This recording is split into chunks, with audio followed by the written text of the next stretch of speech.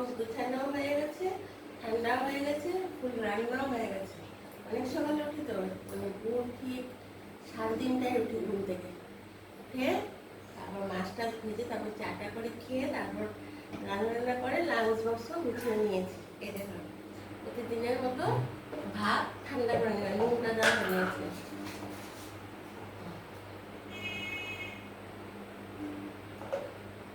ভাত ঠান্ডা করে নিয়েছি।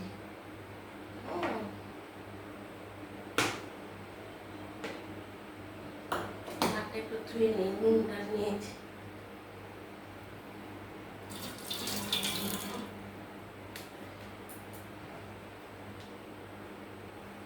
আর এখানে আজকে রান্না করেছি পাবদা মাছ।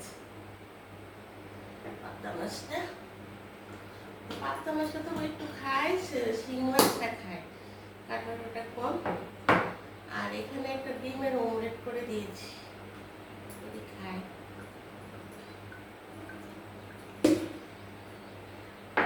আর এখানে একটু পাতলা করে মুসুর ডাল পেঁয়াজ ফোড়ন দিয়ে করে দিয়েছি আজকে।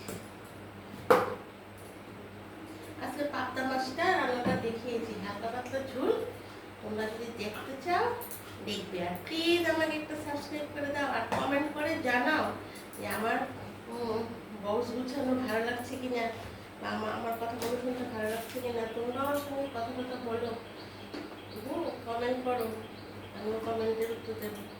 এখানে দেখো দুটো চামচ দিয়ে দিয়েছি। আমার তো ফল টল খায় না বলে আমি দিই না, বাড়িতে থাকলে জোর করে খাওয়াতে হবে, মিষ্টি তো মুখেই যায় না। আর তোমরা যারা যারা ফল মিষ্টি নেবে দরকার পড়লে এখানে আমি ডাল দিয়েছি, অমলেট দিয়েছি। অমলেটের ছোটো বক্সে করেও যদি নাও, যদি মনে করো ছোটো বক্সে করে নেবো, বেশি বক্স নেবো না, তাহলে এক তরকারি নিলেও যারা ফল খাও অবশ্যই ফল নিয়ে যাবে বা টক দিয়ে নিয়ে যাবে। আর যারা না খায়, যেমন আমার মেয়ে খায় না, আমি দিতে পারি না। না হলে তো এগুলি ভালো জিনিস, হয় একটু বড় বক্সে দিয়ে দিতাম, আর নয়তো বা একটা জিনিস কমিয়ে দিয়ে দিতাম, কিন্তু এগুলি নেওয়া উচিত ছিল। এই দেখো বক্স বিছানো হয়ে গেছে। তোমাদের পছন্দ হয়েছে? তোমরা অবশ্যই সাবস্ক্রাইব করে জানাবে। তাহলে বন্ধুরা এখন রাখি, পরের ভিডিওতে আবার কথা হবে। টাটা, বাই বাই, সবাই ভালো থেকো।